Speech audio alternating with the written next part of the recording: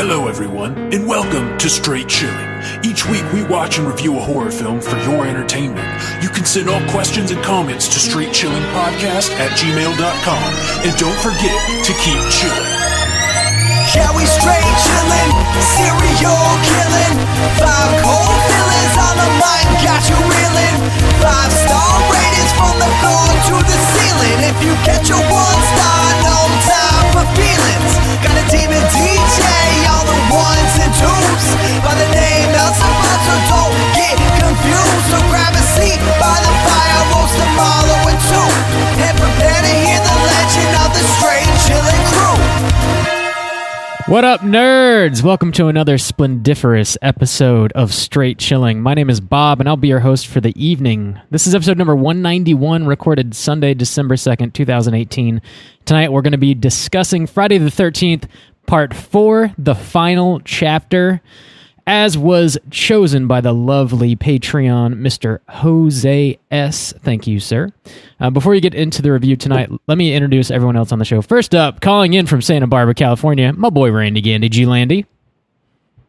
I have a feeling that I'm going to sound like a robot right now because you do for me. Thank you, Internet. You sound good, Randy. Yeah. Well, good. You exercise the demons, I guess. You're welcome. I think you popped right out of it as you started to speak because your video was a little frozen and then you popped right. It was perfect timing. Once you pop, the fun don't stop. That's my motto.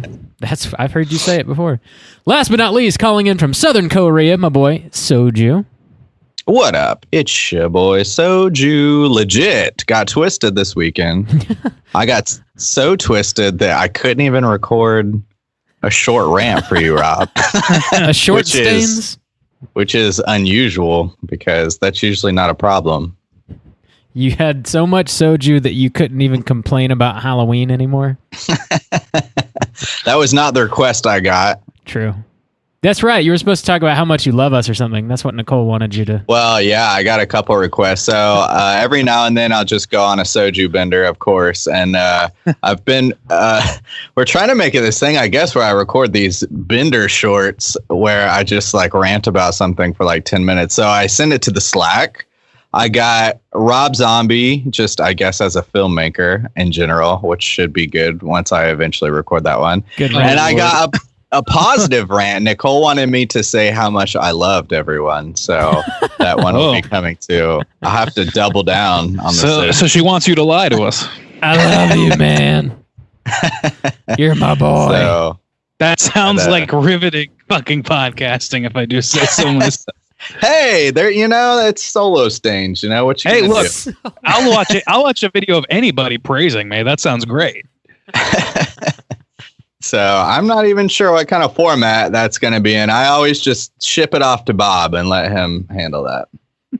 Yeah, it'll be coming at you somehow, some way. You'll be getting Justin in your ear holes. More Justin than you want. Let me tell you what. Whoa. A few housekeeping items going on this week. Yeah, so we've got a winner for the December poll pick. That winner is The Shining. Finally, good surprise. Well, I mean, it's a surprise because Misery was in the lead for the entire run, pretty much up until the very, very end. There, it was a close call. Yeah, which I'm surprised about. But the people spoke. I'm not. Yeah, I mean, Misery. I'm not surprised people want us to do The Shining at all. Yeah, but I mean, come on. I'm surprised that it came through in the clutch like that. It came down to the wire. I thought there would be a clear winner this round, but nope. It was a neck and neck race again. It was close. I'm excited to watch it. I haven't seen it in a bit. Yeah, it's been a little while. I watched it last year. I think it's so long. It is long. Yeah.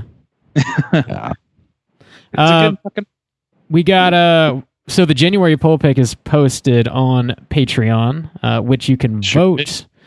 You can vote on there if you support us at the $5 level or above, and the poll is it's going to be between The Descent, Pieces, and Scanners. Those are the films you can vote on for January.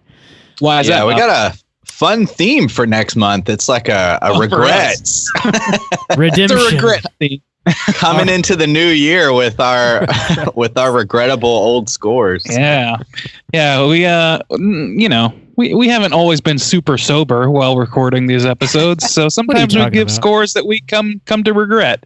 Yeah, and, so all three of these movies we've covered before, but it's been a long time, like 3 years at least. Yeah, at least 3 years. Mm-hmm. So we've been going on for 4 years now, and so yeah, these are all probably within the first year of casting, maybe year and a half. Help us right some wrongs. Yeah, they're not like readily available either, are they? Like even The Descent, they are I think, on our was archives. Okay, they're on our archives, but not the one there. It's not available on like Apple or anything like that. Spotify, it's only on our archives on the website. On our website, through our website. Yes. Oh, okay. If you do want to hear those, I don't recommend it, but you can.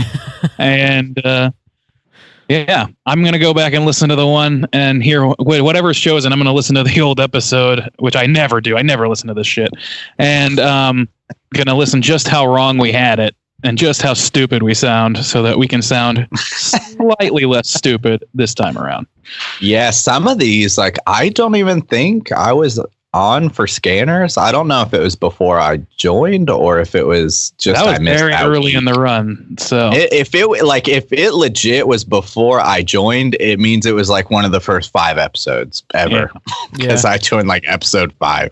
We recorded Scanners outside at my parents' house. I remember that.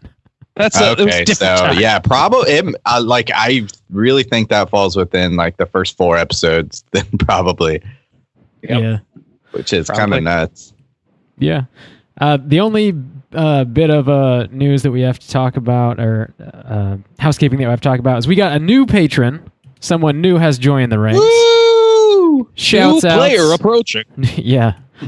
Shouts outs to Mr. Jose M for joining us on the Patreon. Thanks, Jose.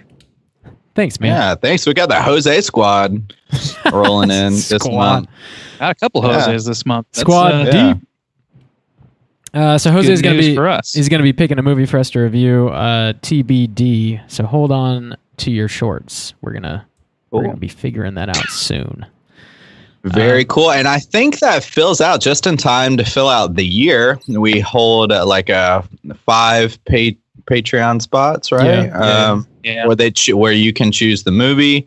We hold it, what is that, every like 3 or 4 months. We lock it to like 5 because we got to cover the new movies and all the poll picks and all that. So we just filled out our 5th spot for the term, so that's nice. Yeah, we're going to be shutting down the tier on which everybody has joined so far to pick a movie, and we're going to opening up a new one come the new year, so that we can have some fresh picks going in. So that means anybody, if you picked before and we've said no more to you, that rule is over.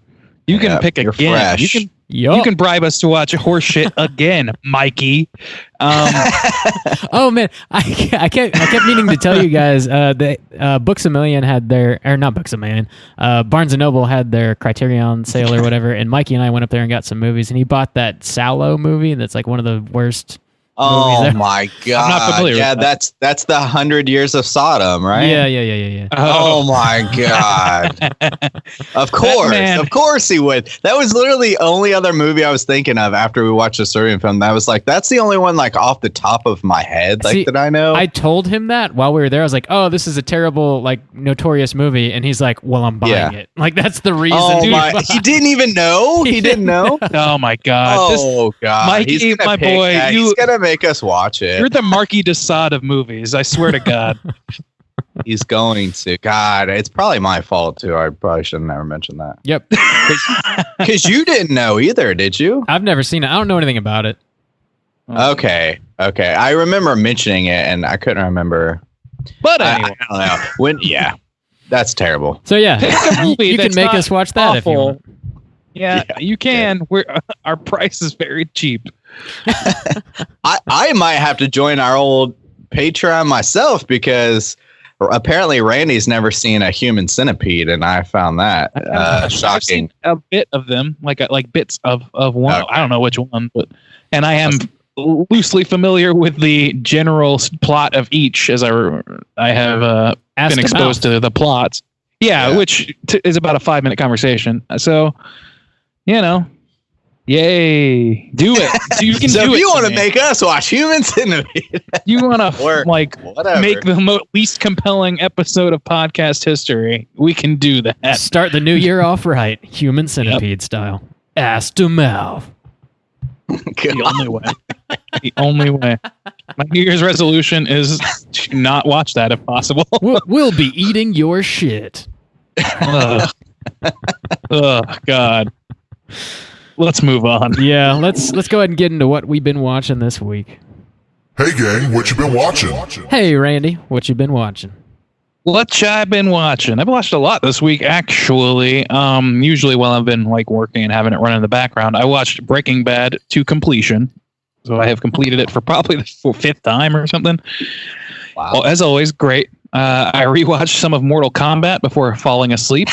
Nice. Like the movie, The first one, yes. And like I forgot a few of the dumb things in that movie. Raiden is he's the whitest dude in history. It's amazing. I don't know what's Dude. going on there.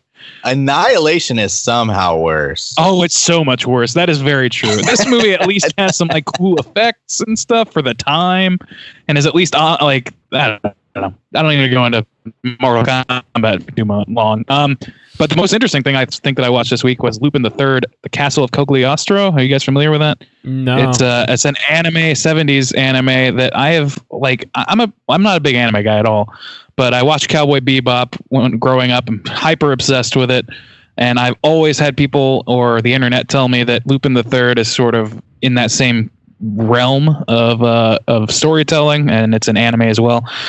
So I saw it that this movie version of Lupin the Third was on Netflix, so I streamed it, and it's pretty fucking good. Like, it's got some really quality fucking animation going on, and it's like the story is. I mean, it's a little childlike in some ways, but at the same time, it's not bad. Like, and I watched it. I didn't watch it dubbed. The dubbing was pretty bad right away, so I kind of swapped over. At least for me, it was. But yeah, I recommend it. Actually, I think it's pretty fucking good. I'm not big, like I said, I'm not big on anime, but it hit my pleasure bone. So Cool. that's it. Interesting. Juice. So it's from the 70s? Yeah, I believe that's what it said. Late 70s. Huh. And I'm pretty sure. I don't know. I could be totally fucking this up, but I think that I'm pretty sure it was a show. And I don't know what came first or whatever, but this movie, like, it appears to be an extension of a show. And it's got some cool characters. Oh, we also watched Les Miserables, but we don't have to go into that if you don't want. I fucking love Les Miserables. Hugh Jackman. Hugh Jackman. Yeah. Hugh It's fucking Jackman? great. That's Dude, really? singing, it's really great. I love the music in that, and the performances are so good. I don't know, man. I'm not a big musical guy. Me either. Usually, but like, and when I am, it's usually like goofy stuff. It's Little Shop and things like that, which I love. But for this, I don't know why it totally gets my shit going. I get drama nerded out hard about it. Huh. But I like it. Well, my experience with that movie is I went in, like, I think it was like a Christmas movie, maybe like the day after Christmas or something, like when it came out. And I had no idea that it was legit, like, all singing. Yeah. I like that about it, though. And I guess that just kind of threw me for a loop because it's so long, too. So I was like, are you fucking kidding me? Still shorter than Suspiria 2018. Oh, It's fucking great, though. Both of those movies are. And I would say, like, I don't know, the fact that they sing the whole time, I actually find that kind of intriguing. And like, I thought Gladiator wasn't too hot on his singing. Oh yeah, Russell Crowe is definitely the weakest link on that. And it's kind of almost to the point where it's amusing more than his parts are amusing. So I kind of enjoy it on a different level for him. But fucking Anne Hathaway brings my ass to tears. That shit is fucking sad and well acted, well sung too. She did that in one fucking take. She won an Oscar in 3.5 minutes. Damn. It's fucking ridiculous. Wow. So yeah, I watched that too. Old Catwoman. One take, Jake. Juice, tell us about musicals you've been watching. Actually, I've been going back and watching some True Detective, the first season. Oh man, that show is so good. And speaking of musicals, I was saying in the Slack channel, like that opening is like the best television opening I've ever seen. I think Like it's the just title like, sequence? yeah. Like the opening credits or whatever. It's so good. Better than Dexter? Yeah. Dexter's pretty great. I like Dexter a lot, yeah. Yeah, I don't know. I really like that one. It's like edited really well, and that song like fucking fits just the area perfect. But yeah, so that show is great. I didn't even realize when I started watching it that there's a third one coming out that I guess they really like started like taking their time with, because that second one was really bad. So bad I couldn't finish it, which I'm not a guy to just like quit things usually, but I got like 4 episodes in and just like couldn't finish that second season. I never watched it because of its reputation, but yeah, maybe one day. Like when it dropped, I was like sticking with it, like, okay, I'm gonna watch it every week, and I just like couldn't. I just couldn't do it. It was that bad. I don't even remember why it was that bad, but it was. And then I've been watching, getting into the Christmas spirit, of course. I watched Santa Claus, man, and the Santa Claus with Tim Allen. Oh, Santa Claus, man! I thought it was some Japanese import that I was not familiar with. No, the Santa Claus, and I think that movie actually surprisingly gets worse every year I watch it, like every time. And I really do think that's one of those products of like being a child during the time. Like we talk about the 90s and like, is this movie really like good or bad or whatever? That one, as I'm getting older, I'm like, this movie is such a 90s movie. And within the first like 15 minutes, they totally use like all the big songs from Home Alone, like the iconic like songs. Do they? I don't remember that. But just within the 15 minutes, it's like really trying to set in, like, I don't know, because, Home Alone was what, like 91, 92 or something. Yeah. And Santa Claus, I think, is like 97, 98. But like within the first 15 minutes, they use like the iconic ones, that dark Carol of the Bells, the deep I'm Dreaming of a White Christmas that Kevin sings. Or it's so weird that they use like those specific ones too. And it's almost like in your face. And I don't know. That movie is not so good. That's actually like the one of my only complaints with Reanimator, which I love the Reanimator, is that they reuse the Psycho theme song, just throwing in a little synth, and I don't know, that always grates me because it's so psycho. Like that's like so iconic to me anyway. To use it on any other movie just feels fucked without winking to it. At least it seems really fucked up to me. Yeah, leave Home Alone alone. It's already got a fucking Trump effect in there. You don't need anything else. Oh yeah, Home Alone 2. Oh, it makes me sad. I gotta like fast forward.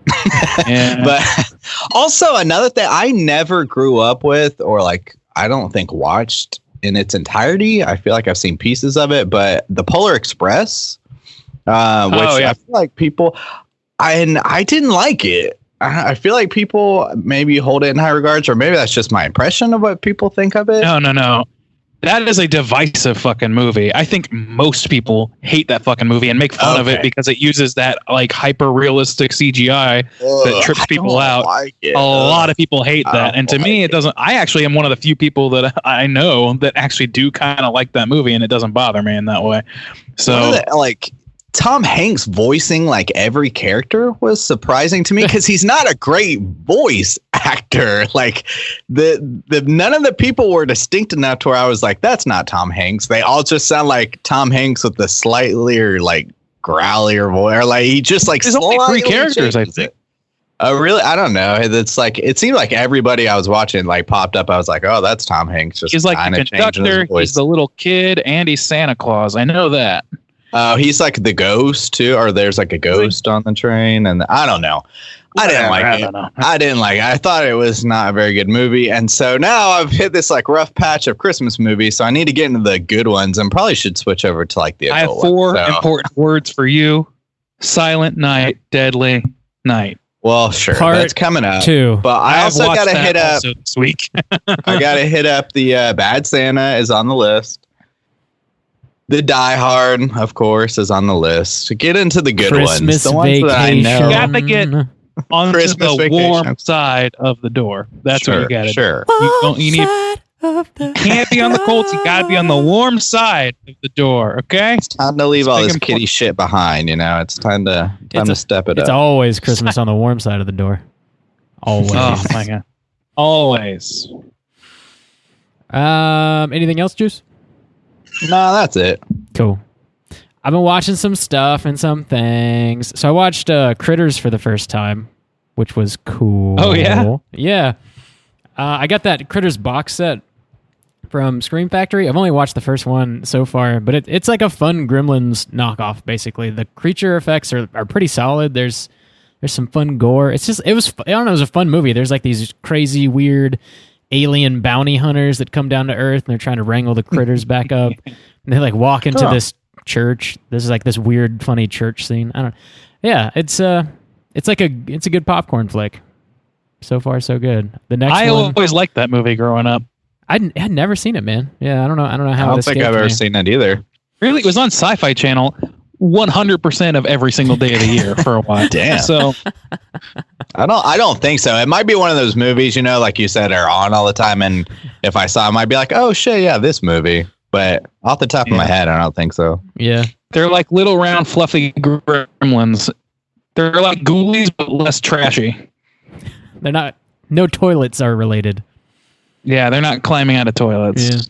Yeah. Okay. Sorry, I was trying to give the robot sign. It's this. Oh. You gotta look terrified for a second. Beep. Ah. I watched another movie called The Lodgers, which is like kind of reminded me of The Others a little bit. It's like a slow-moving gothic horror type movie with like a brother and sister in this giant mansion that's sort of crumbling around them, and there's some creepy stuff going on in the basement, and you're not really sure about it. And their parents died mysteriously long ago, and there's like ghosties, walking around and stuff. It's pretty cool. There's like some really nice visuals going on, some cool stuff to look at. You just kind of have to be in the mood to sit with it for a minute as it plots along. I watched this crazy fucking movie that I really kind of want to highlight for a minute here. This movie's called Director's Cut. Called bum fights. It's called, Oh my god, that's a throwback. you guys ever watch Bum Fights? It's this movie called Director's Cut. It's written and stars Penn Jillette from Penn and Teller. What? Yeah. That's a no sell for me, maybe.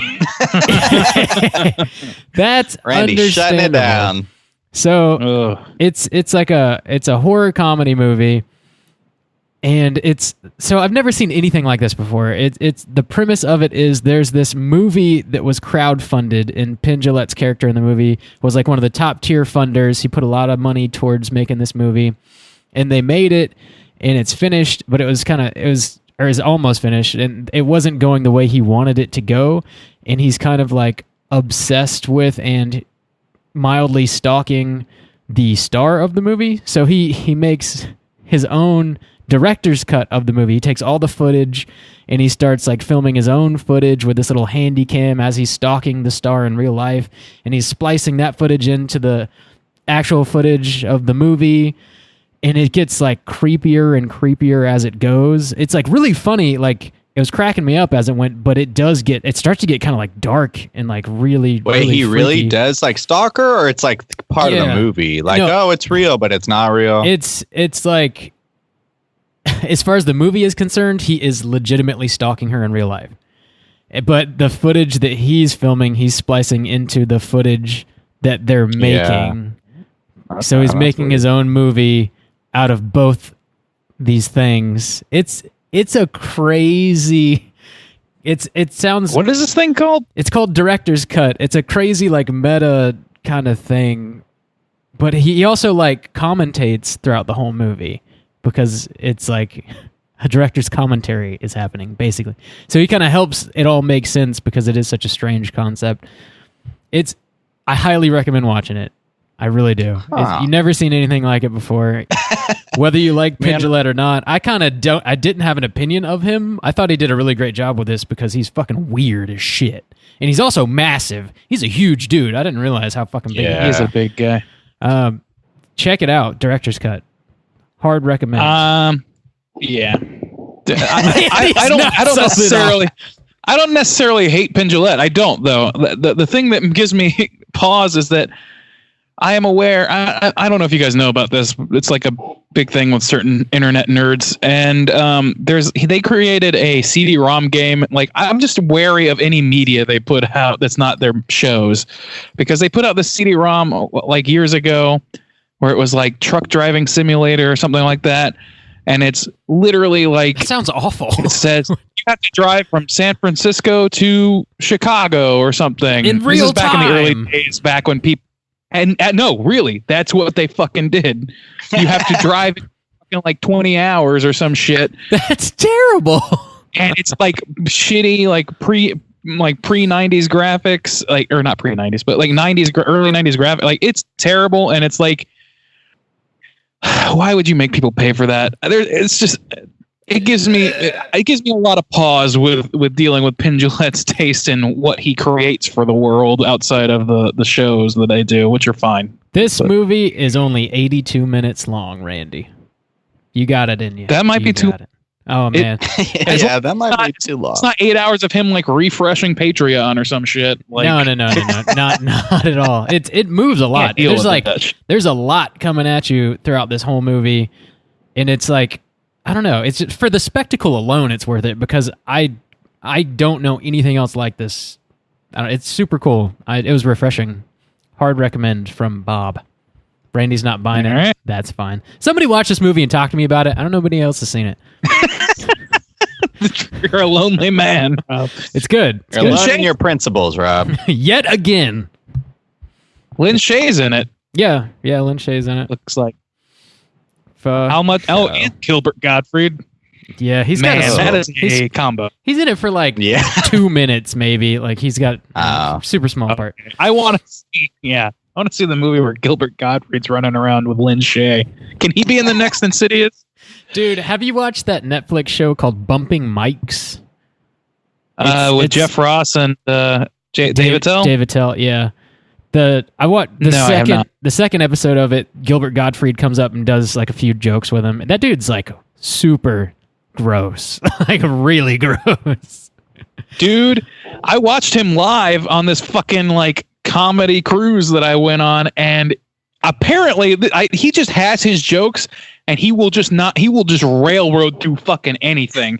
He doesn't care if people are yelling at him. He doesn't care about shit. Some lady yelled out, "We love you, Gilbert," and he's like, "Okay," and then he just keeps going, and he's just zooming through like he's reading out of a shit like a crazy ass fucking fucked up joke book, saying the most fucked up things you can imagine. It's awe-inspiring, truly. Yeah, he's Gilbert- talking about Gilbert's a crazy motherfucker. banging dead grandmas and stuff a lot. It was crazy.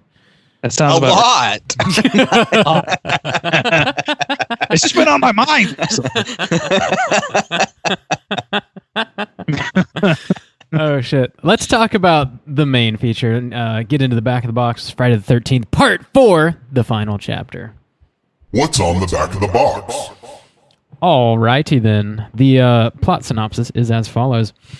After being mortally wounded and taken to the morgue, murderer Jason Voorhees spontaneously revives and embarks on a killing spree as he makes his way back to his home at Camp Crystal Lake.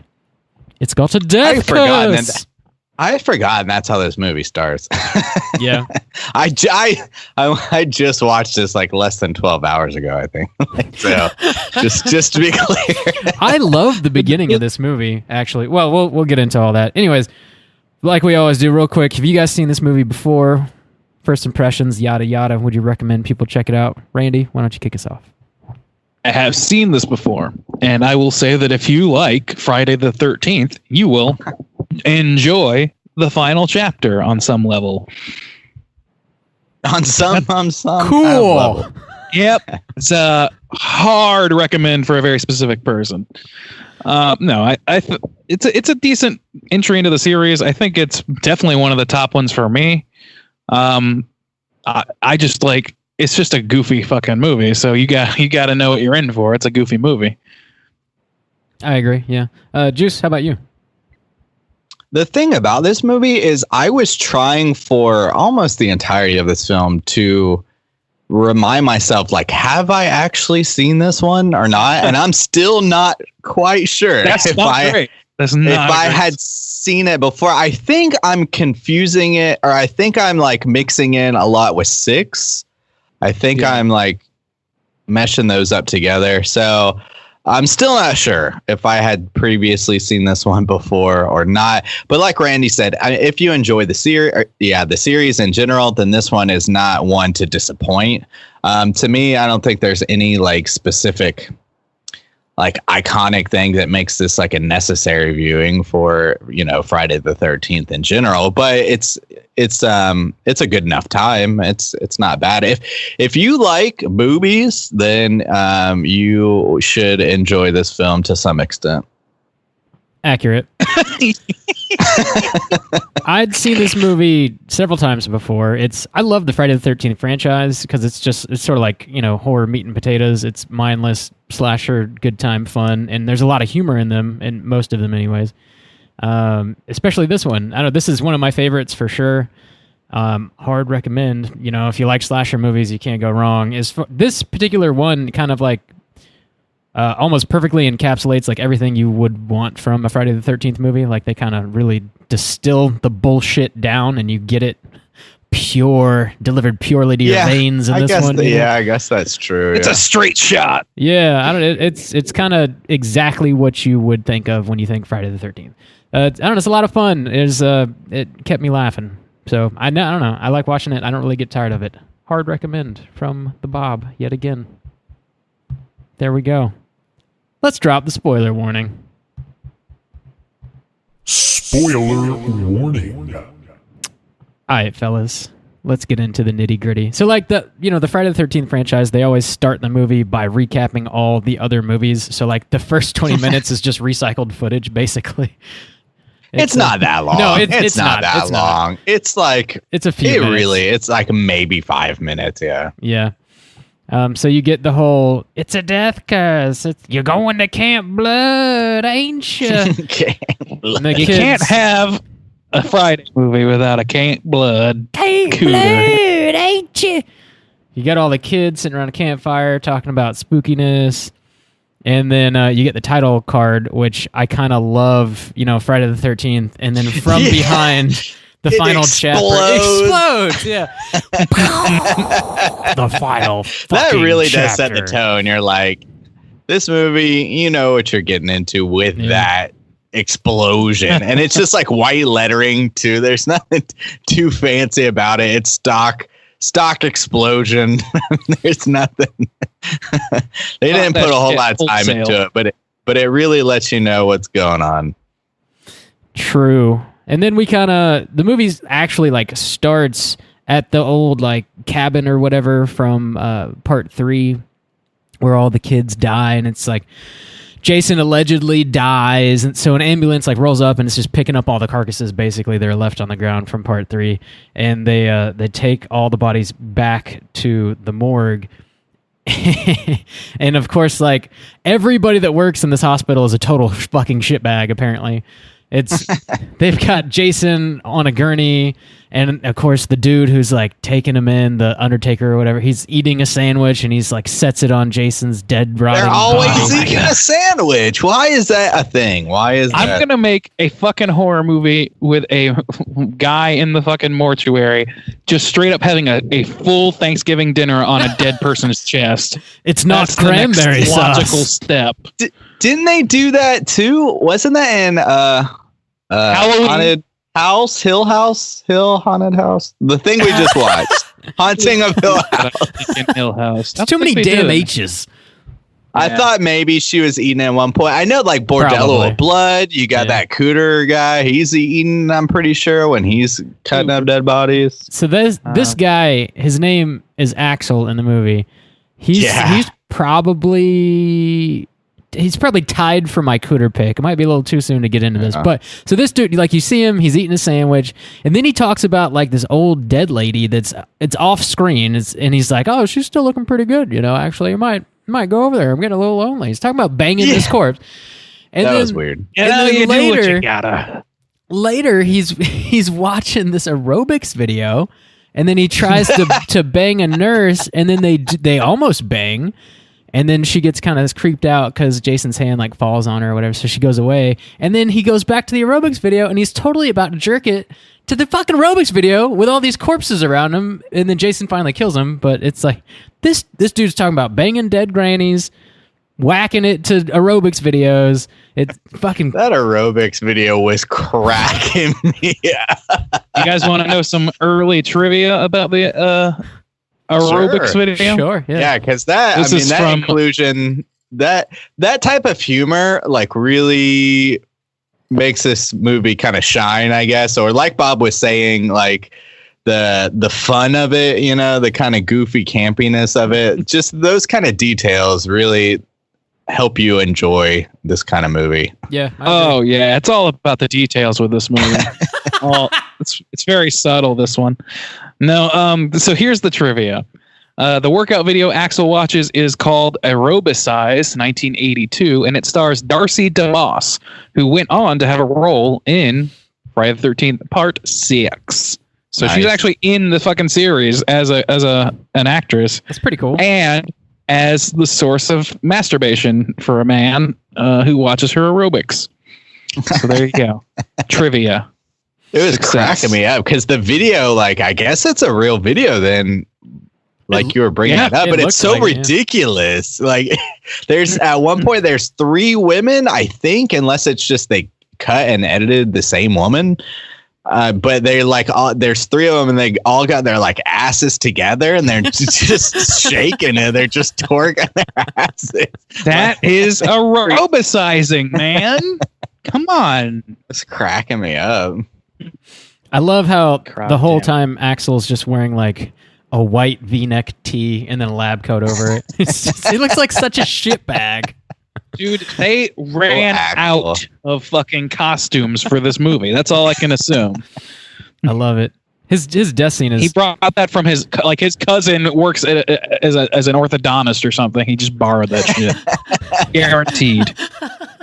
I got to pretend to be a doctor, man. Can I borrow your coat? I lost the costume, man. I need your coat now.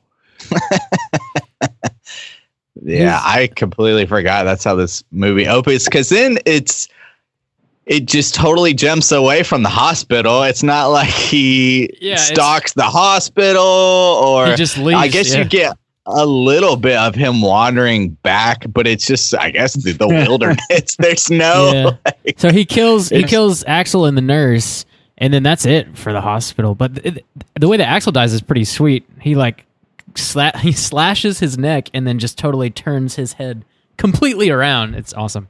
Yeah. And then he kills the nurse with this scalpel, right, in the supply room. Yeah, he like cuts her down the middle. Oh, down the middle. That's right. Yeah. And then that's the good way. And then I guess it kind of jumps to the Terrifier way. Family. The Terrifier way. Jumps to the family with little baby Tommy Jarvis running around playing video games, wearing an alien mask for some fucking reason. Yeah, they just needed to make Tom Savini a child for this role, apparently. Like, this is just purely just a way for them to like sneak in a few extra like prosthetic scares that don't have any bearing on anything. Yeah. I guess they kind of. I don't even think they used it as a scare at any point, did they? I don't think so. No, he doesn't. Doesn't he jump out at one point? Maybe once, but really it's just at the beginning where he's wearing a mask, and then at one point he takes the random hunter guy up into his room and just shows him all this stuff. He's like, hey, look at all my cool shit. And they just like highlight it all, and that's about it. So I think that it's supposed to later on play in when Tommy Jarvis is pretending to be baby Jason Voorhees at the end. I think that he's supposed to have prosthetic himself, but he just had to like shave his head and put on like a little bit of makeup. I don't think they needed to. Like, I guess kudos to them for going the extra mile, but that extra mile was a little superfluous, maybe. Something that I never noticed before is when Tommy Jarvis is first introduced in this movie, his mom looks at him, like he takes the mask off and his mom looks at him. She's like, you really need to get a haircut. And I was like, oh shit. Because he shaves his head towards him. Oh yeah, she tells him before he takes the mask off. That's right. I never noticed that before. Also, like fucking Tommy Jarvis is the only, besides his mom, is the only like actual adult in this entire movie. This kid is a fucking badass. He handles business consistently throughout this movie. Well, he's the only person that's a person as well. He's the whole like, oh, I do prosthetics, but also he like fixes things. Like anytime like the car breaks, like the sister depends on him. Like he's like technical too, I guess. He goes down and look at like the fuses when the power goes out and shit like that. But literally, he's like the only one who has any personable details. Like nobody else. What can you say about the sister? What is or the hunter? The hunter, I guess. Look, except I don't know his name. His name's Rob. It's important that we acknowledge that this movie hangs on two different people, and neither of them are Jason Voorhees. The two people being Corey Feldman, and the other being Crispin fucking Glover. Fucking Glover. Crispin Hellion Glover, as his full name. I think that like to me, this movie is kind of like made up of beats in between those two fucking characters. Honestly. I love watching Crispin Glover do his shit in this movie. It is a riot to me. Let me look at my notes. I was telling Bob as I was watching this movie, I was like, a lot of my notes just end in LOL. Most of mine do too. It's not something that I usually do when I'm like jotting stuff down, but I was fucking cracking up a lot. Also, I don't know anyone's name, so it's pretty much going to be like jorts, the guy wearing jorts. I think I know most of them. Those are the smallest jorts I have ever seen in my life. Dude, that dude's jorts. Skin tight. Fucking skin tight. Oh, man. You need to see the entire mound of penis. It's pretty much like sugar boobs 1, sugar boobs 2, sugar boobs 3. I mean, these women are not distinct. They're completely interchangeable. They have no type of personality. I'm going to put it out there. I think 2 of them are kind of twins, maybe. I guess. 2 were absolutely twins. Yeah. Okay. They were in the exact same outfit. Confuse things a little more. Well, Teddy was like, "Oh, you've got the hotter one," or no? It was. What's this? Crispin. He was like, "You got the hotter one," or whatever. I was like, "Wait, aren't they twins?" But I don't know. Never like. I don't think there's another entry in the series that is hornier than this one. Like this movie is horny, not the characters. The whole movie. Yeah, it's just 16s, and then everyone goes off to bang. The only one who does not go off to bang is just chilling, watching this old school porn. So I mean, that's the most desiring of banging. One of the twins doesn't bang. She tries to leave because she's not really into it, and then she gets killed. And then nobody wants to bang Teddy because he's a shitbag. So he just like watches porn, and it's super weird. But so when the kids, like the car of teens, I guess not kids, they're like driving up. There's this like weird through line. So Teddy and Crispin Glover are in the back of the car talking about how Crispin Glover's like having lady trouble or whatever.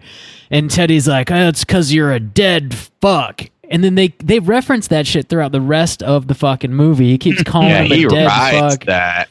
And he's like, Crispin's like super like conscious about it, I guess. So when he finally gets laid, he like rubs it in Teddy's face because he doesn't get laid. It's like, I don't know that you can really call that a character arc. It's just fucking weird. It's fucking weird. That is just a sequence of events. That is pure. There's nothing to that. I love fucking Crispin in this though. He's so bizarre, and every choice that he makes. Oh my god, the dance is the chief among them. Can I read? Oh my god, the dance. You got some trivia on that? My note says that dude dancing, laugh out loud. Fucking white dude. Fucking white dude. There's a reason that is an iconic moment from this scene that everybody can reference, but you can't reference the kills offhand. It's because that scene is basically more impactful than murder. So here's a piece of trivia about Crispin's dance. The strange dance, which Crispin Glover's name is Jimbo, apparently. I could not. I didn't know that. That's hilarious also. Jimbo performs at the party was contributed by actor Crispin Glover and was based on the eccentric way he actually danced in clubs. On the set, he was dancing to Back in Black by AC/DC as a scene was filmed. In the film, the edited version of Love is a Lie by Lion was dubbed into the scene. That's not that important. The important thing to remember is that Crispin Glover would go to nightclubs and dance this way. This was not, I mean, I don't know how much of a fucking actual artistic choice this was, so much as it was, this is how I dance. This is what you get. You hired me, and here I am. That's a weird dude, like legitimately a strange person in real life. Yeah. Do you know about his alter ego? No, I don't. Oh. Dude. Holy shit. Okay, so Crispin Glover is famous for going on the David Letterman show wearing these goofy fucking like glasses and like an insane Clown I don't know, posse very 90s t-shirt. haircut. And he was basically in character and went out that way multiple times as a character called Ruben. And it, like Andy Kaufman style, still to this day does not acknowledge it. And he's like, he almost kicked David Letterman in the face, and David Letterman walked off his own set. Like, damn, that shit's insane. Yeah, David, like Crispin Glover is a weird fucking guy, and he made a couple of movies that are like extremely experimental in all the ways that you think experimental movies are shit. That's the kind of thing you're talking about Didn't here. he make one Like, that stars people with autism or something? Like the whole cast? I don't know, maybe, but I don't know it. But he's made a few, and they're all very like conceptual to the point where it's inscrutable entirely by normal people, and that's almost the point. It's like, okay, but do I enjoy it? You can't say like, nothing. I don't know. It's the whole thing, and in some respect, I totally respect his moves. His dance all the way down to his fucking kicking David Letterman in the face. Like your moves, guy. Like your moves, Crispin. I like your moves. Guy. I like your moves, Ruben. They ended up making a movie with that character in it like years after he introduced it in public. But it said that he's like Ruben plays himself in the credits and shit. Like, it's fucking crazy. So that's my Crispin Glover segment. Gloveness. Thanks, man. Crispin Gloveness. Gloveness.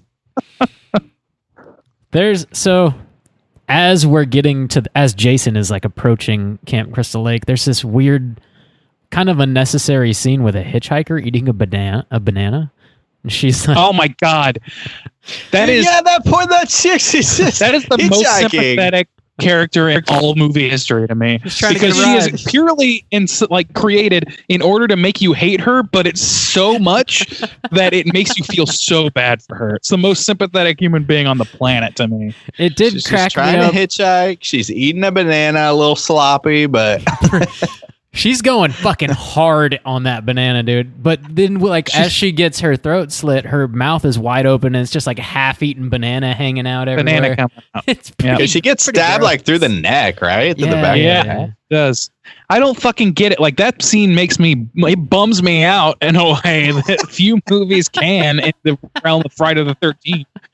It's like, in the whole series, there's nobody who's more designed to be hated for the most superficial and terrible reasons in the world. So I'm just like, God, she just wants to fucking eat a banana and get to Canada. Leave her alone. Leave this fucking lady alone. The original casting was for, like, she's billed as hitchhiker in the credits. She was originally cast for Fat Girl. So, like, this is like mid 80s, like, complete, like, aesthetic only judgment at its worst. It's like, okay, let's find some fat girl, we'll make her just slam a banana, and then we'll stab her in the fucking for no reason. Especially because the rest of the chicks, like I said, it's all just sugar tits, so it's not like the women in this movie are characterized by either A, horniness, or B, sloppy, fat, disgusting tits. Hashtag straight chilling podcast. Character traits of women in this. Feminism. Yeah, it's pretty fucked up. And, not to say that the boys have it much better, but Jesus, that hitchhiker really bums me out. Dude, we should make like a cereal. We should have a straight when we get a little bigger. We're going to cons and whatnot. Oh, we're gonna yeah. have our cereal like they do. You know how they have those weird cereals at cons? I don't know why that's like a thing, but What are you we're gonna have talking this. about? Yeah. I don't. There's always like these distinct cereals at cons. Like there's always you some dream booth that this, has these. No, I will send you pictures. I have pictures of cons where there's just like I caught like a Marvel cereal. I don't know. It's just like like there's whatever. Anyways, we're gonna have our own cereal, and it's gonna be like straight chilling. And we need to have like some marshmallow yabos. Like that's our thing. We're gonna have like the yabos, the marshmallow. I don't know if I want to be associated with titty cereal juice. It's floating in milk too. Jesus Christ. That's a little chicken and egg for me. I don't know.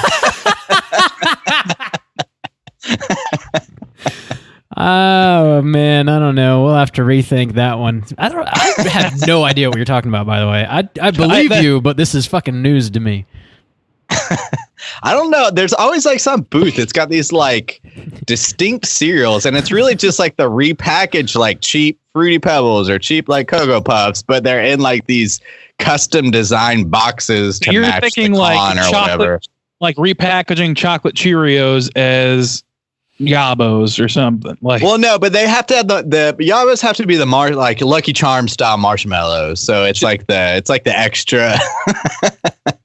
man, what a time to be alive. I can't. That's like you're gonna corner the market at Spencer's. That's all I can tell you. Yeah, I want to go ahead and say that that's trademarked just because I'm saying it. I get like a verbal trademark on that. That's how that works. That's how that works. The marshmallow Yabos. I want I that. declare trademark on this idea. On Yeah. this here day, Yabos cereal is mine. So these teens want to What bang. the fuck are we even talking These about? teens want to bang, right? We were talking Yeah, about Banana so- Girl. Yeah. So the twins are introduced next, I think, and they're just like riding bikes, and then Just roll everybody up on their bike. everybody just goes skinny dipping immediately. Yeah, except that just- one chick who gets pulled in by a naked chick. Oh yeah, that's right. Yeah, that's sort But of like a everybody fake else- scare. Yeah. Everybody, yeah, they just go skinny dipping. And there's not a lot of tension in this movie. Like you were saying, like it's a fake scare. That might have been like the biggest tension. Like, oh, is she drowning? She get pulled under? Like, like all of Jason's kills like happen kind of like, like Real that. quick. Like it's just like, oh, you're dead. You're dead. Some of them are cool. Like old Jorts, he gets like harpooned through the dong. He's swimming. Yeah. He goes to find his girlfriend who has been slain in a raft out in the lake. And so he goes swimming out there, finds her dead, and trying to get back. And Jason just comes harpooning up through the water, however that works, straight Man. through the dong. Old George, man, he gets it bad. Oh, John. I mean, he's a pretty. I mean, he made his target known. Let's be clear. His dick Yeah. had to be numb in those It was jorts. like They're so it's tight. like a He didn't homing feel it. beacon. He didn't feel I also nothing. made a note. This only applies to the people on this cast, but I said old Jorts looks like Nick Leonard. All right, a lot good of to work know. in That's post. that's Jesus Christ. What? that is a thing. That is a thing we do not need to put into the world. He does look like. You know, Justin, you really don't have any integrity, do you? Oh my god! Look. Yeah, we're getting too inside baseball on this one. Yeah, that's true. So yeah. Let me see. I'm looking through the notes. What happened to the dog? Did Jason legit just throw the dog out the window? Is Dude, that what so happened? it either jumped out the window to save itself or it was thrown, but you don't know. That was the thing. I was like, wait a second. Did the dog jump? And I was like, well, that doesn't make any sense. Yeah. So you just- it's like, well, did he throw him? and you don't see it It's hit a the weird ground, shot. so you don't know if it No. even like died or if it ran away, or you just see it fly through the window. So one of my favorite fucking goes things flying. about this movie is the sheer like quantity of sugar glass. Every window is fucking blasted in half. I fucking love it. People go flying just through that. windows constantly. Not just that, but Jason just blasts through like the front door all the time. Dude, just fucking does it. I love He's like the fucking Kool-Aid, dude. He's just Mega blasting Kramer. before he everywhere. blasts through the front door, he blasts through a window and he grabs somebody, I forget who it was, and like throws Yes. them out the I think window, and then he walks around It's and the blasts kid, through right? the door. Yeah, Yeah, it's sharp. Maybe it is. He grabs another chick out of the second story window and throws her onto the top of the car. That bitch to the ground. And then the sister. So many windows. This shit blew my fucking mind. So this is like towards the end of the movie, but the sister, she's like trying to save her brothers, so she runs downstairs and Jason's chasing her, and she's like, telling him to get out of the house while she's like distracting Jason. She runs across the street to the other house, runs inside, runs upstairs, immediately jumps out the window through the glass onto the ground. She's all fucked up, laying there. You think she might be dead, but then she gets up and then she runs back into the original house in which Tommy is still there, and she's like, "Why didn't you fucking leave?" Like she just. Yeah. Why did she do that specifically? Like they had to have somebody go through another fucking window for some reason. We paid for this glass. We're going through the glass. Somebody's going through this fucking glass. Yeah. Dude, when old Hunter, the bear hunter, dies, that shit was cracking me up. And when he's like, "Oh God, he's killing me." He's just like beating the shit out of him with a wrench. And the whole time he's just like, "Oh God, he's killing me. He's killing me." And that shit was cracking me up. So you want to know some trivia about that shit? Yes, sure. Because it was hilarious. So Joseph Zito, who is the director, right? That's right. Yeah, you're double checking myself. Okay, just making sure. Some of the names are getting muddled in my head. Zito based Rob's death scene, in which he screams, "He's killing me," as Jason attacks him, on a newspaper article he had read about a murder victim in New York City who begged his attacker to stop stabbing him. Zito had intended the sequence to be particularly gut-wrenching, as Rob had been established as a capable opponent for Jason. Upon viewing screenings of the film, however, Zito realized that the way in which the scene was filmed made Rob seem pathetic and impotent rather than making Jason appear merciless, and often caused audiences to burst out laughing. What the fuck? So there's some really strong pedigrees going into this thing. Fucking Rob got the shit into the stick on this one. It's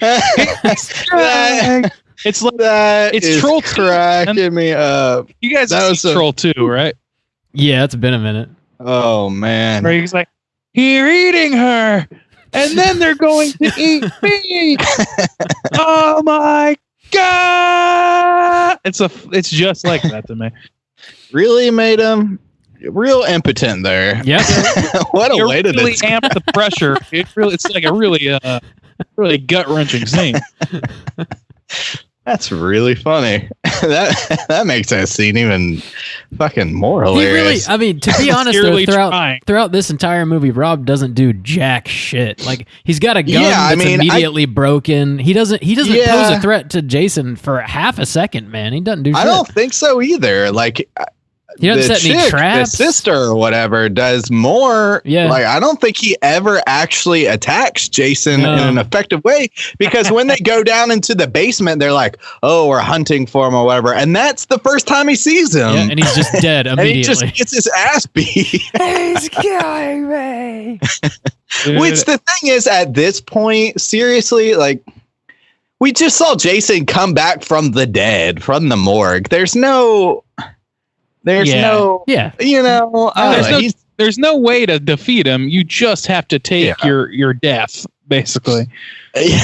Oh God. The way you defeat Jason in these movies at this point is like, all right, what's the best stopgap we have until the next movie? We can chain him underneath the water, or we can trick him into thinking I'm his younger self or some shit. Like, I don't know. This one was because 6 is where they trap him in the lake, right?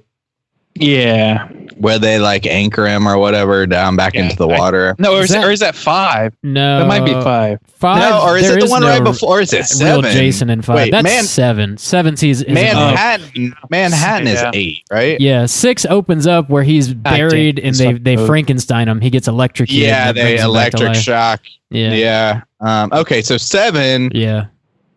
So at least like that idea is kind of creative. Here, he just like falls on a knife, his own machete, and then Feldman kind of goes crazy and hacks him to pieces, I guess. Oh, and they show his face. He gets his mask They knocked show his off. face in most of the movies. Actually. Yeah, they show it a lot. It's always different. That's a pretty cool scene, though. Like the effects in that, where Jason falls on his own machete and it just kind of like slides down it. I always thought that was pretty cool. Like his own like The weapon thing of is, choice other kills than- him. Like Corey Feldman, I guess, trying to like mimic his way, and then like, oh, he's gonna be the next Jason or whatever bullshit they do with that. I really, you were saying like it's one of your favorites, Bob, and I get like it is kind of like the iconic, Jason kind of kills or whatever. But to me, there was nothing specifically that separated this movie, and that's why I was struggling. Like, have I seen this one? Because I think I was confusing with like 6. There's just nothing distinctive to me about this one. It was enjoyable. Like I enjoy. Like it. Like Rob said, it's like the meat and potato. It is what it is. It's what you want out of like a stupid slasher. It's funny and nobody matters, and they just get brutalized, and everyone is horny. Yeah, insanely horny. It's just. I don't know. I didn't find anything iconic about it, like a staple in the series. That's the game with Friday the 13th, though. It's so homogenized, and especially in that center area, it's so homogenous that you like. I don't know. It's like it solidified the rules between this and Nightmare when they were coming out with sequels for both of those. Those are what's really solidified the idea of these slasher movies in people's heads and what they're supposed to quote unquote be. So like, I mean, people already had plenty of like good slashers out there and stuff, but these are the ones obviously that they were drawn to for so long, and they kept plumbing the same wells, producing the exact same fucking story, and there's just nowhere for them to go. So they're just like, people are coming here based on nothing but spectacle, so let's just fucking give them a fucking spectacle. And that's that makes me appreciate really Nightmare on Elm Street as a series more, because this doesn't take a whole lot. Like in this type of series, Jason is more of a setting than anything else. Like, it's more of like a summary. Like Friday the 13th, it's more, you got to have it by the lake, and it's got like this more kind of summary feel. Jason is nothing. He's like, there's nothing iconic. There's nothing about how he does things. It's just the machete. He obviously doesn't the talk classic or head anything. crush too. He always crushes heads. Yeah. But I mean, true. you know what I'm saying? Like, but at least like a Nightmare on Elm Street No just, I guess, is able to. You've got like the dream settings, and you've got Freddy is an actual character and has a personality and is distinct. Jason is literally like, could be anything. Yeah. He's just a dude walking around. I think he doesn't really need to be anything else, though. He just needs to be like this unstoppable machine that murders in sometimes pretty fucking funny ways, like humorous ways. Yeah, it just, after, like I said, like with this movie 4, there was nothing I could just be like, it's a movie where Jason unstoppably kills a bunch of teens near a lake. It could be one of 10 movies. it's all right, except for fucking Manhattan, because that shit and X shit's pretty bad. Well, sure, yeah. I think what you're getting at. Yeah, I think what you're like getting. Yeah, and Jason Goes to Hell too. Fuck that movie. Forever. I like that movie. Yeah, nope. Hard. We like that. We should do an episode. I don't think I've ever seen that one. It's weird. Oh my god, it's terrible. But but I think what you're getting at is like what I like.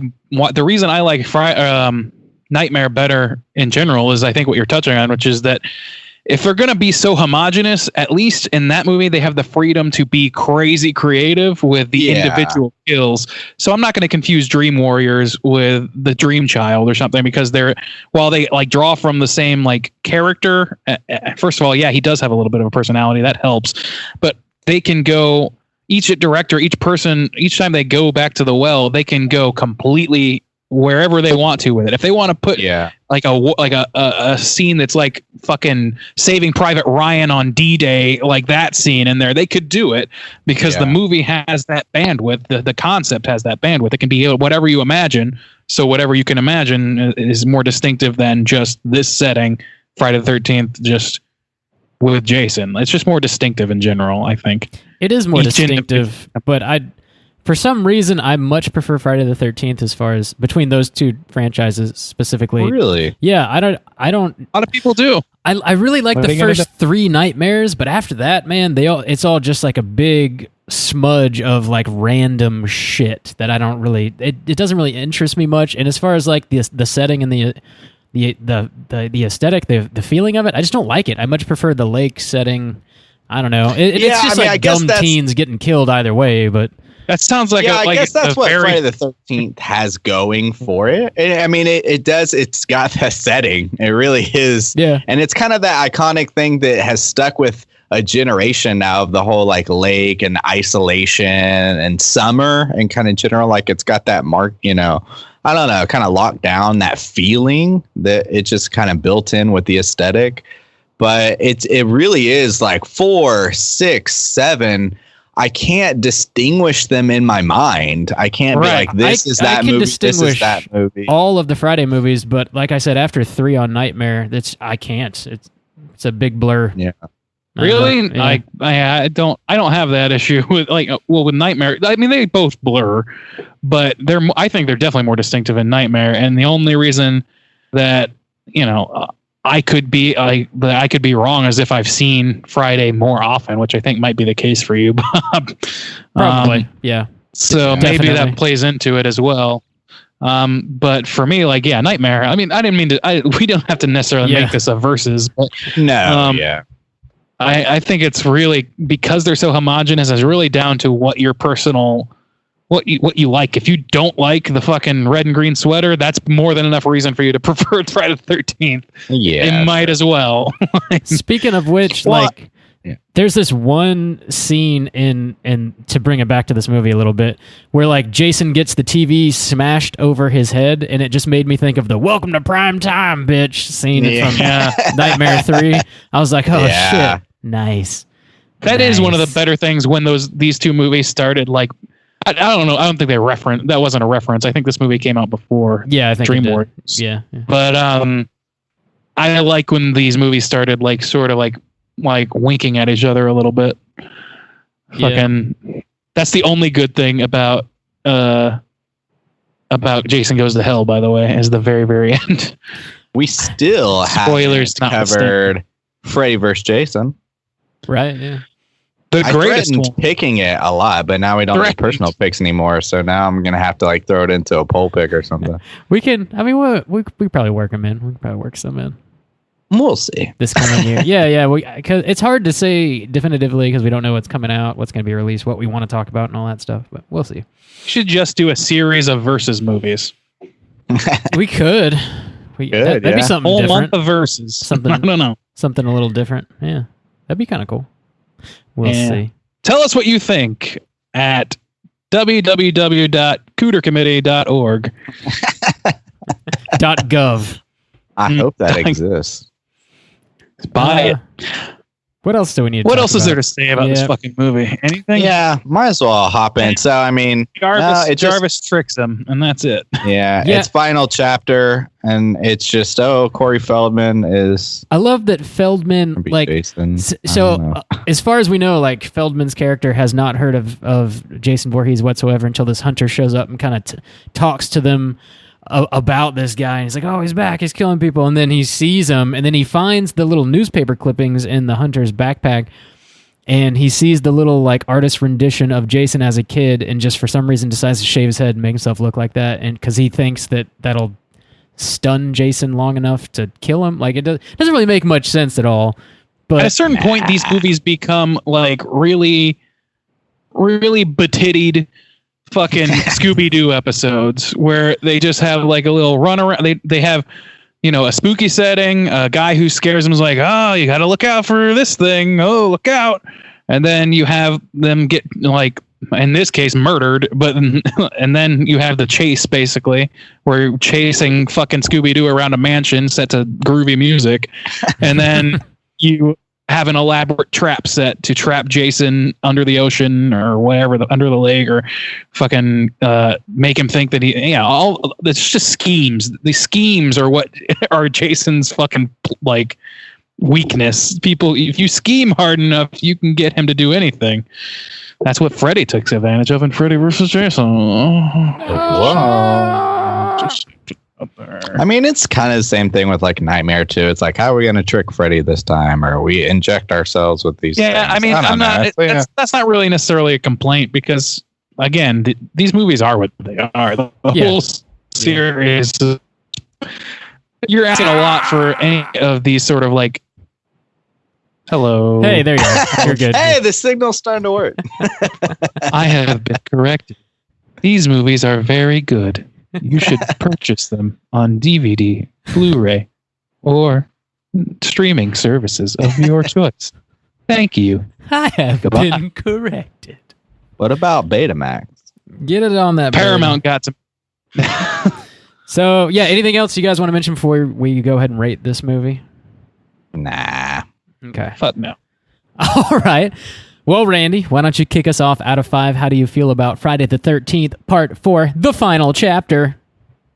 I think this is one of my more liked Friday the 13th movies. It's definitely not my top. That goes to 6 or 1, depending on how my day is going. But it's up there. I mean, out of the, 11 now that they've made, including remakes and shit, it's like probably more than that. 12. If you count 12? Freddy versus Jason, it's 12.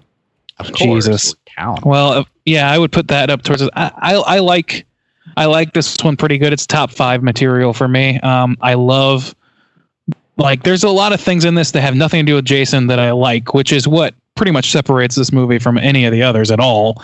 And that's, you have Feldman doing a pretty badass job as little like Macaulay Culkin running around trying to fuck over Jason. And also like some neat prosthetics, which are a little unnecessary. And then you have Crispin Glover just Crispin Glovin out, like just doing his glovin all over the place. McGlovin. Yeah, he's all over it. And then you have like the hitchhiker, which to me is very, like, I think about when I think about the series, that's one of the things that come to mind for me, because it's so like, I don't know. It left an impression on me. I was like, this poor woman, she just wants to get to fucking Canada, and this movie hates her so bad. This movie wants her so dead. And it's like they wanted her to be a cooter, but instead every justification you could think of for being a cooter is really fucked up in its own right. It's like, instead of having her like go kick a puppy or something, they have her be a fat person. Like, it's terrible. So anyway, without harping on that any further, I like this movie, but it is what it is. It's a little goofy. It's a lot goofy. It's fun enough for a romp. And I would give it probably a 2.5. 2.5. Juice, how do you feel out of 5?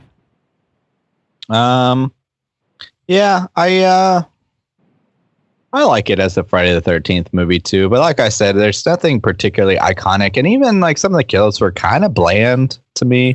Well, the first thing where I was saying like, oh, it had a lot of great kills, but I don't know. The harpoon through the dong was memorable. A bunch of bitches get thrown out a window. The dog, like, it's just like, I don't know.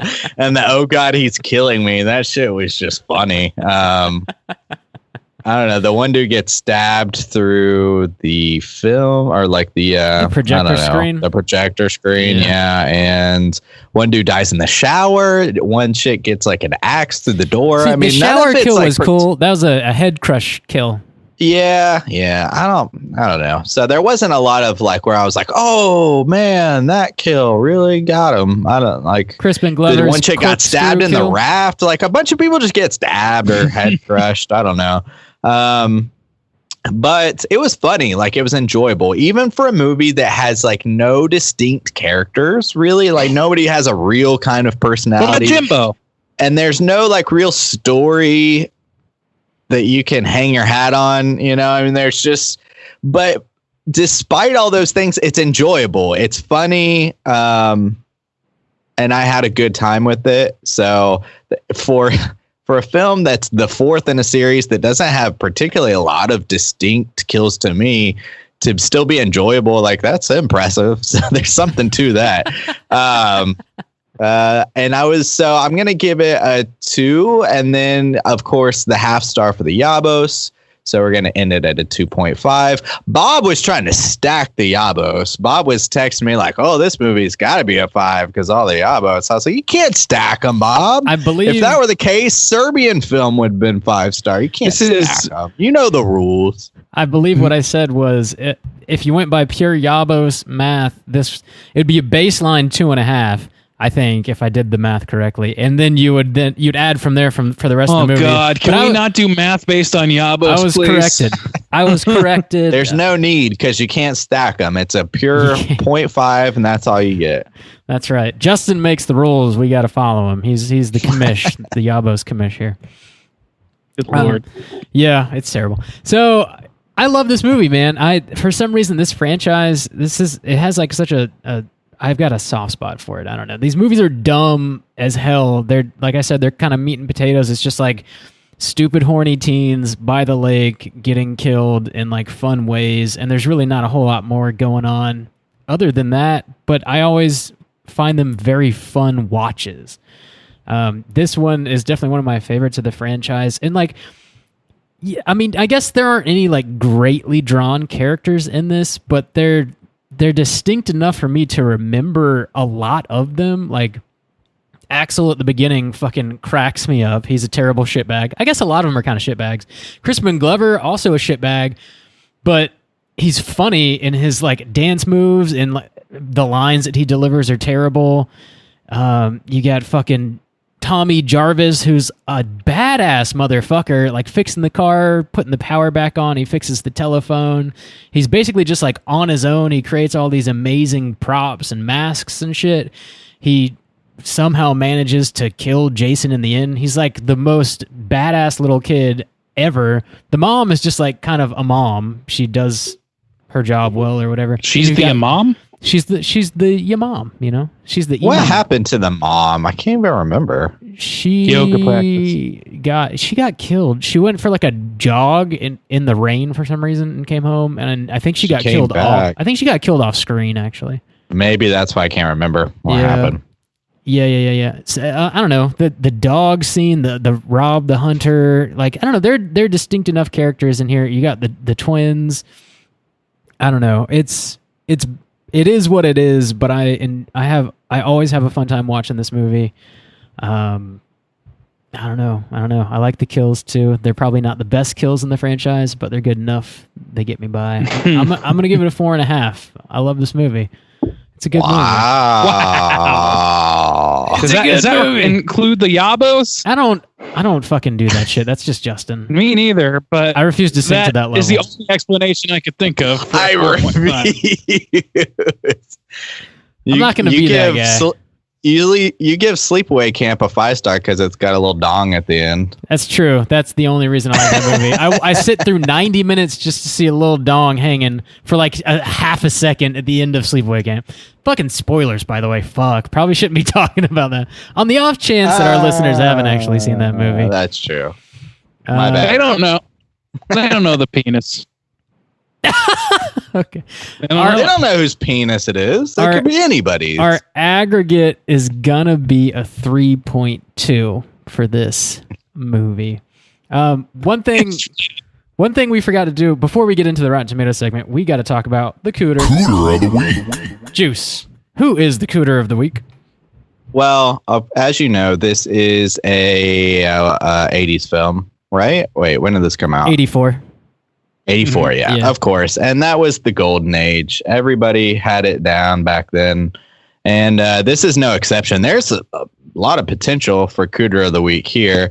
I'm inclined to give it to Axel myself. Yeah. But, I mean, it could go to Teddy. It could go to maybe even Jorts. And maybe even... Crispin. Yeah. I mean, it really like any of like the main guys except for the hunter guy, the impotent hunter. That's how he's building.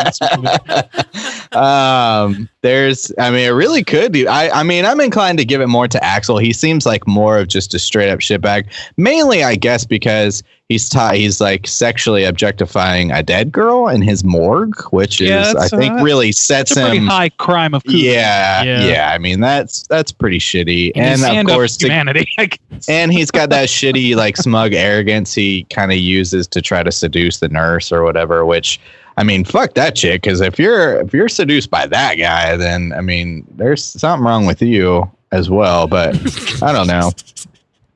I don't know, man. You see that V-neck? He's wearing it pretty good. Oh, Dude, man. so I would think I would give it to Axel. Yeah, I think I agree. He gets Axel the Snaxel.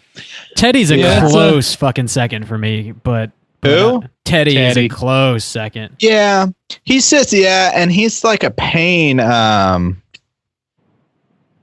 He just treats Crispin kind of like shit, you know. After like Crispin like kind of bitches out and is like, "Oh, don't call me that," but yeah, I would give it to Axel. This movie is it's the frog in hot water situation where there's just cooters everywhere. So how does one rise to the top? Yeah. We've got a problem, boys. What's that? I can't lock down the Rotten Tomatoes. Like the site is messed up. Maybe somebody else wants to give it a try.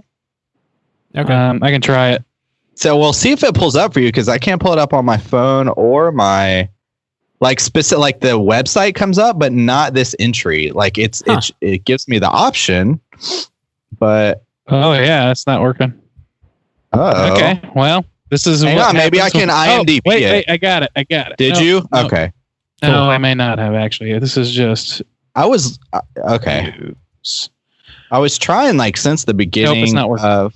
Yeah. Okay. So it's something with the site, and not just Rotten. I could pull up Rotten Tomatoes. It's something like specifically this entry, which is weird. Well, that is some shit fucking timing right there. I know. Maybe I have at least the critic score, but I have no information beyond that. Okay. Well, we can do that then. You can do that. Yeah, that's fine. Let me drop the old bumper. Certified fresh to death. Take it away, dog. This is how professional we are. Okay, so what we're gonna do here is we're gonna go around these two guys and have them each take a stab at guessing what the critic consensus is about this film, Friday the 13th, the final chapter. So, why don't we start with Juice, since you never get to go? What do you think out of 100%, 0 to 100%? All right, man. I haven't got to play in a long time. Critic score on this. And we have no info either. I'm going to say 35%. Ooh, okay. Bob? That's about what I was thinking. I'll just go 30. Okay. All right. Bobby is going to take it. It is 25%. This movie's a hot it's a hot quarter of shit. So shit. I have no further information, but I don't think we really need it, because it's pretty self-evident, I would say, as to why critics wouldn't particularly be drawn to this film.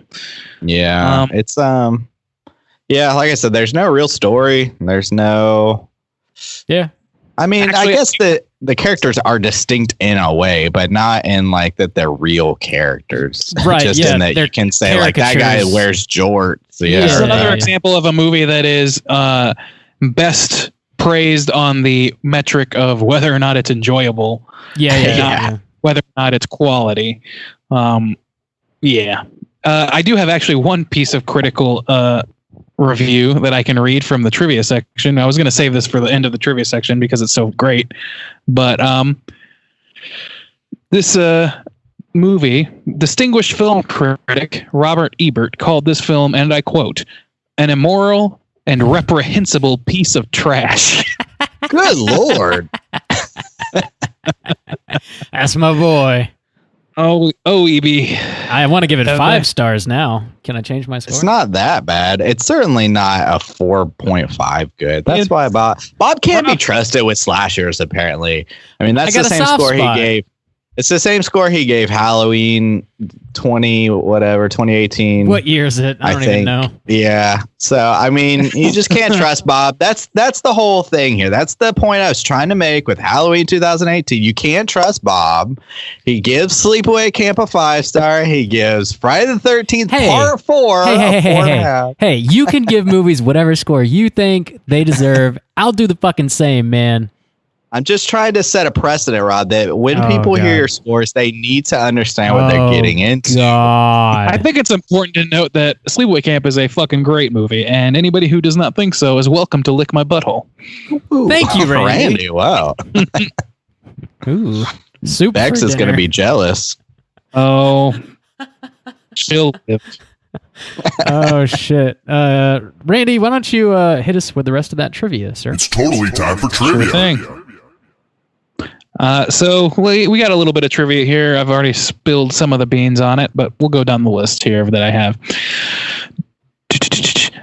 Let's see. During filming, Kimberly Beck, who plays Trish, experienced strange occurrences, including a man watching her while she ran in the park and strange phone calls at all hours. This stopped when production was over. So that's left for us to speculate about wildly. And Sounds I'm like it's just a cameraman. Sounds like I'm the assuming inspiration that for Jason's real, and he was making prank calls. It's inspiration for the movie Director's Cut that I was talking about. There you Yeah, go. I guess so. Bam. It was all Penn Jillette.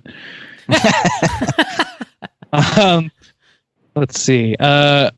Just for since we're bringing up the Yabos, there's some Yabos trivia here. Barbara Howard used a body double for her shower sex scene, so not Barbara's Yabos. It was all about the booty in the sex scene. I mean, in the shower scene, it was just pressed up against that glass. Yeah, I don't think you Do actually you not see her. Yabos in that? I don't think not the Yabos, but that's why it was probably easy to get a body double because it was just like the back. Yeah, it was just the booty pressed up against the sugar glass. Or whatever.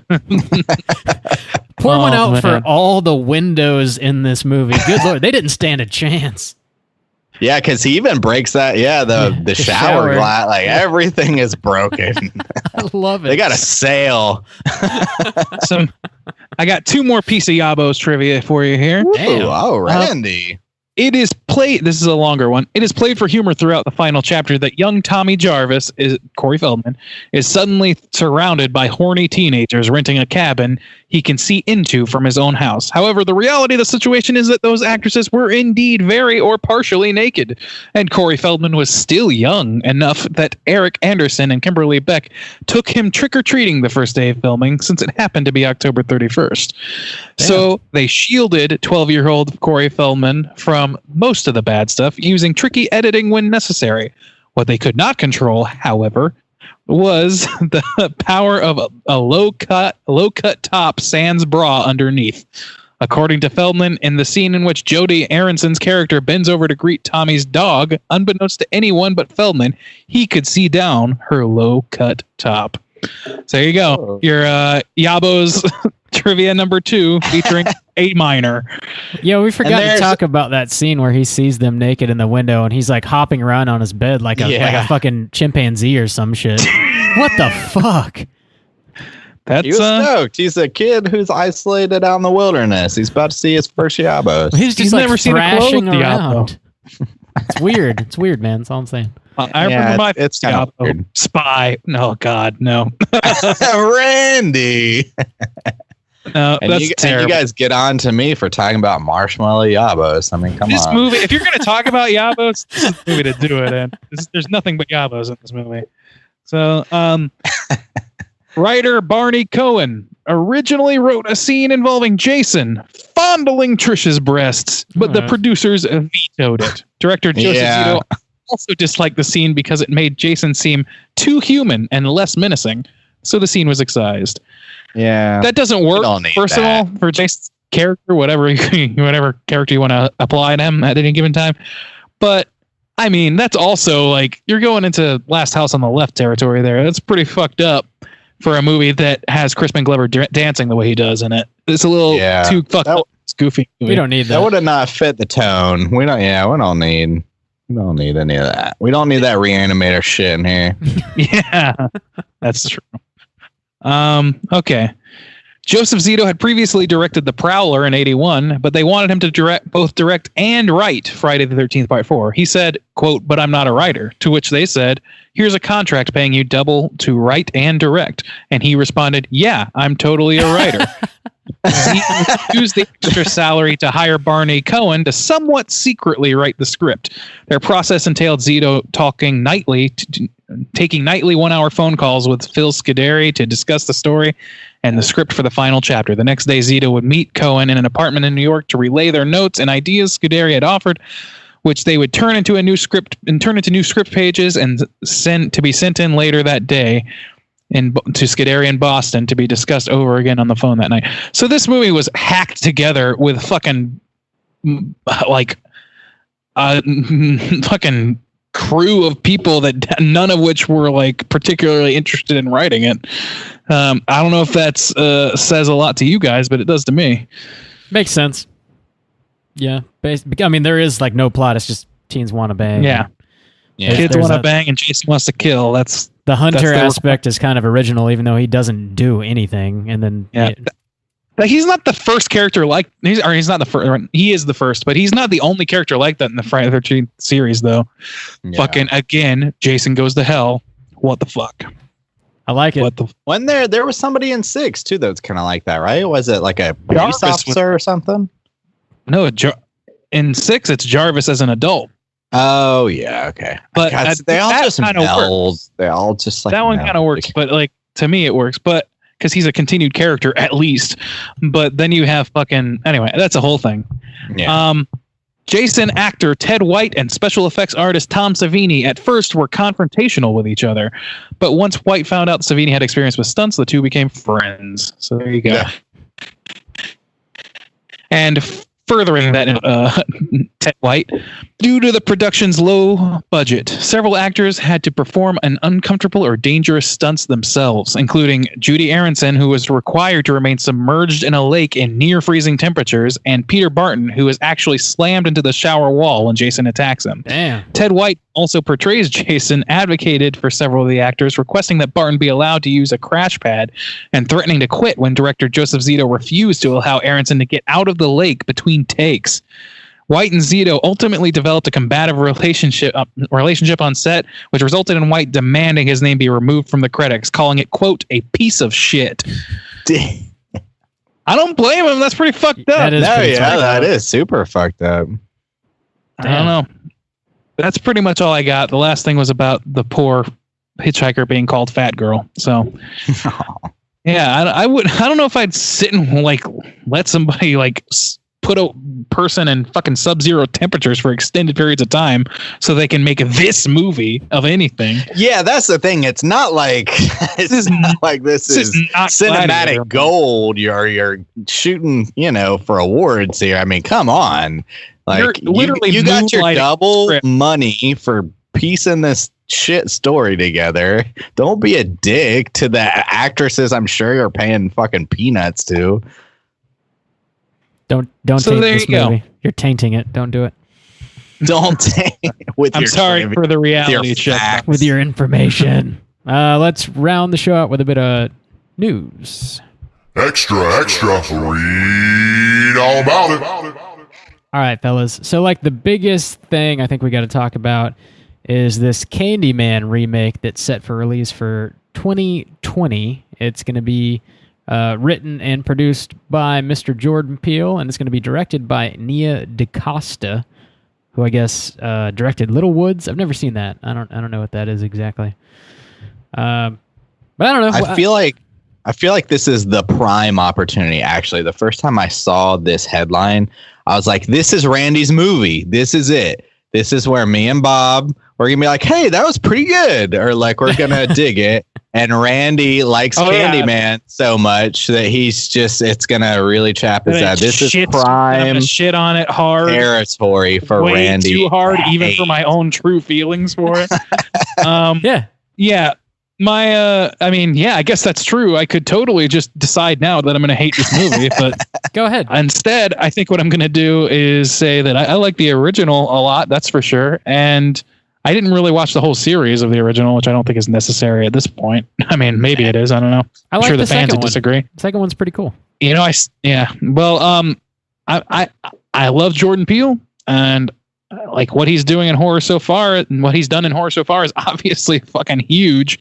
So, I mean, I'm willing to put faith in it that it's going to be like not terrible at least. I don't love that they're using him for remakes at this point in his career when they're basically doing the stock standard thing where they're, you know, somebody has a pretty good original thing, and so they try and squeeze them into every intellectual property that they can't trust anybody else, and then it tanks their career slightly for a while, or they go off on it, one or the other. So I don't know. It could go real bad, but you know, I'm willing to go that route because Jordan's on it, and I like the original material. I think there's a lot they could say with, you know, following the themes of the original, but you know, set with more modern, you know, modern fears and concerns. Yeah. So I don't know. I'm willing to give it a shot. I wouldn't say I'm crazy excited about it because it is at the end of the day still a remake, but I'm excited primarily because it's a Jordan Peele movie, I would say. Me too. I agree. He's not directing it, but he's going to have his fingerprints on it, which is cool enough, I think. I'm more interested in him, in like what he is creating himself. You know, remakes are inherently, for the most part, just less interesting.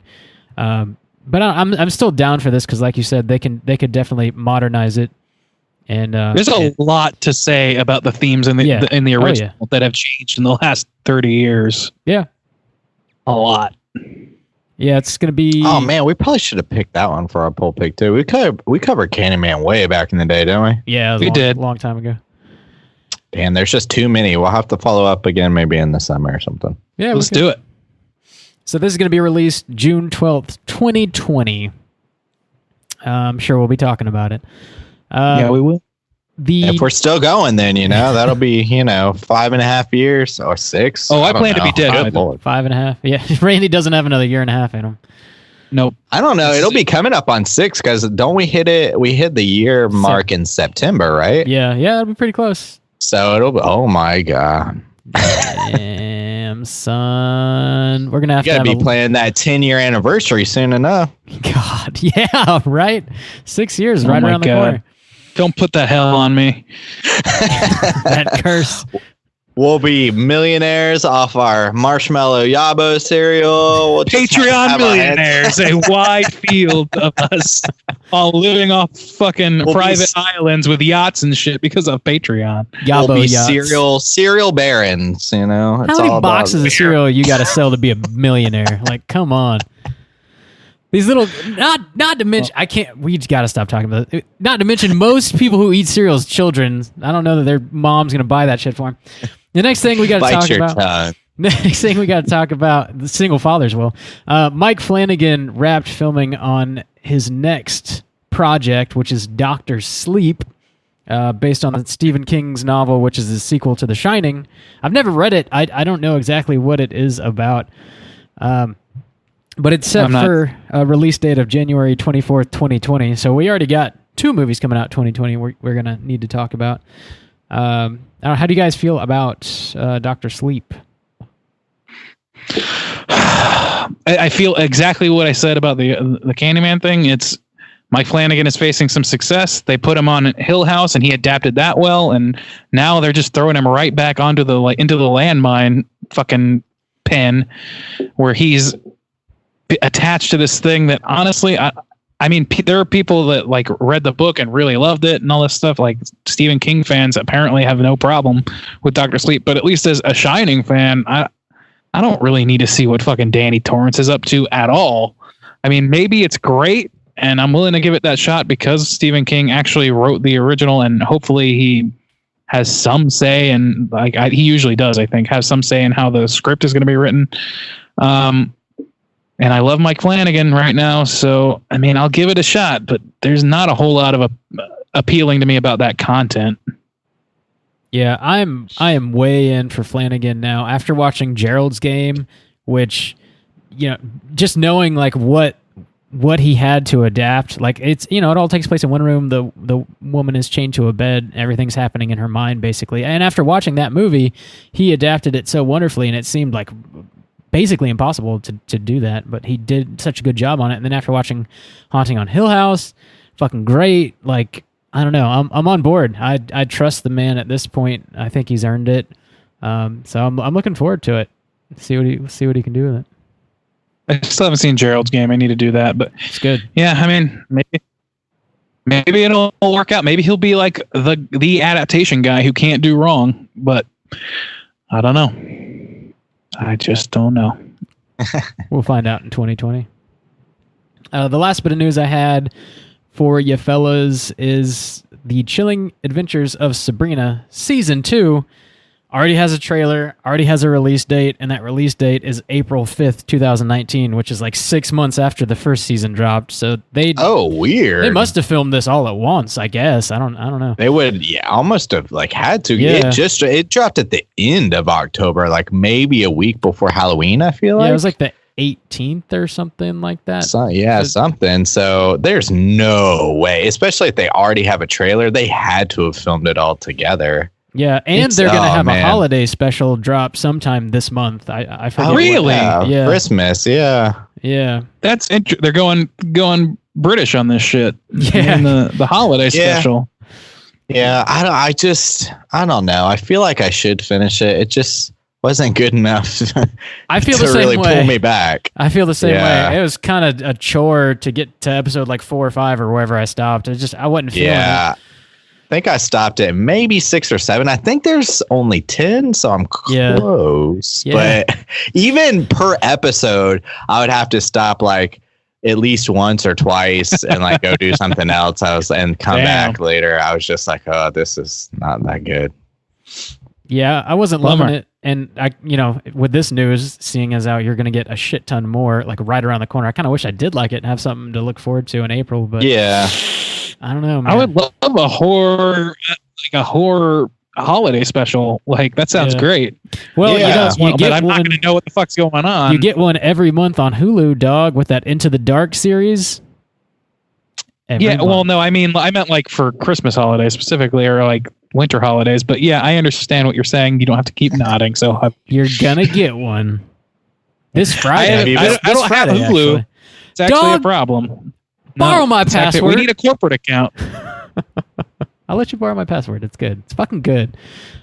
So far, anyways, there's only 2, but I recommend that shit if you have Hulu. Into the Dark, watch that shit. The Christmas one drops this Friday. It looks weird in a good way. It looks weird in a good way. Anyway, that's it for horror news. That's going to be it for the show tonight.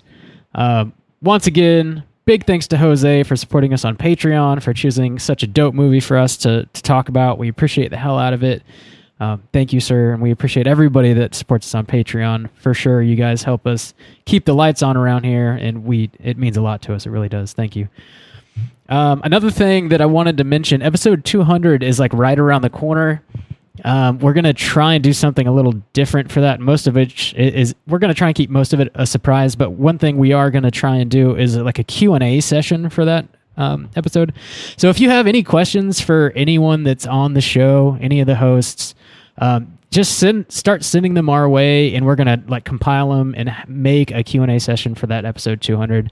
You could send them to us pretty much through any of our social media websites if you want, whatever's most convenient for you. As always, we're on Twitter at str8_chilling. We're on Instagram at Straight Chilling Podcast. You can send us an email through the website, straightchillingpodcast.com. If you're on the Slack channel, you can hit us up on Slack. You're welcome to do that. And also, don't forget, we're on YouTube now. You're going to get a video feed of all of our episodes on YouTube from now until forever. And then some other stuff, too. You get to look at our faces. Actually, we're like doubling down on YouTube. There's each episode, you'll have purely audio choice, which will have like all the bumpers. Right. And everything, just like you would listen on Spotify or iTunes or wherever you listen. And then we also just have a separate video feed as well, which isn't as polished, I guess. It's just lacking kind of the bumpers and everything. But it's how the sausage is made behind the scenes. You get to see our our ugly mugs up here talking about some bullshit. So two options on the YouTube channel now. Each week you get the audio form or the video form. Little bit different, but same content otherwise. Yep. So yeah, start shooting your questions our way. They can be about horror. They can be about literally anything you want. Any question. Did you just say shitting your question? Shooting. I said shooting. Maybe I guess it sounded like shitting. Start It shitting your definitely questions sounded our way, shit lord motherfuckers. Yeah, you can shit. Me 'em- and shit 'em Randy on were over. both like, shitting. If you want to see our confused, gaping faces at that comment, join us on You YouTube. can see it on YouTube. Confused, gaping faces.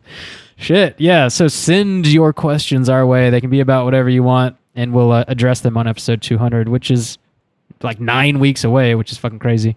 Anyways. Next week, we're going to be back with a new show. We're going to be talking about Anna and the Apocalypse for real this time. Maybe. Yeah. Assuming we can all watch it. Put your eyeballs on that. It's a Christmas zombie horror musical thing. I don't know. It looks interesting. Check it out. So you'll be ready for the I show didn't know any of that. next week. Yeah. Well, welcome to the show, Randy. God damn it. Yeah, that's it. That's going to do it for us. Until next week, as always, everybody, please keep chilling.